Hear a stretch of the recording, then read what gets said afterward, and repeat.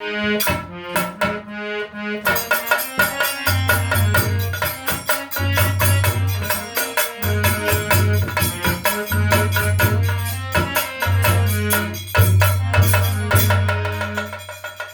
ध्यान दें आप सब।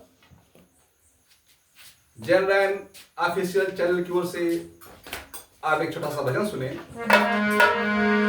मैं कवि ओम गायक जनरल यादव आप सबके बीच में एक छोटा सा भजन भेजने का प्रयास कर रहा हूं।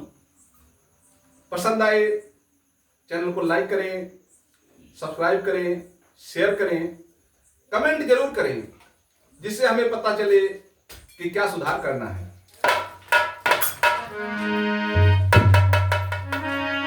हर प्रेम से जग में जियो, प्रेम सुख साधना हो।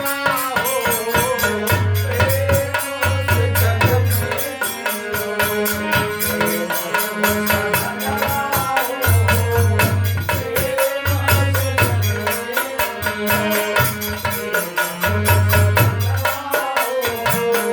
प्रेम से जग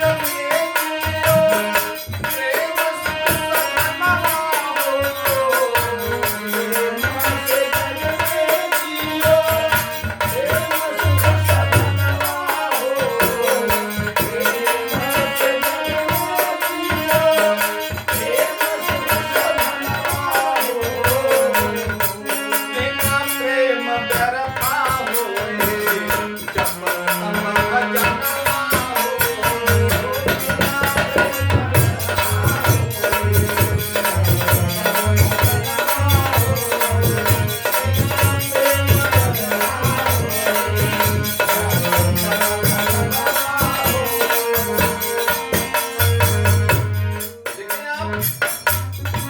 प्रेम के बस में चाहे इंसान हो, चाहे देवता हो, चाहे भगवान हो।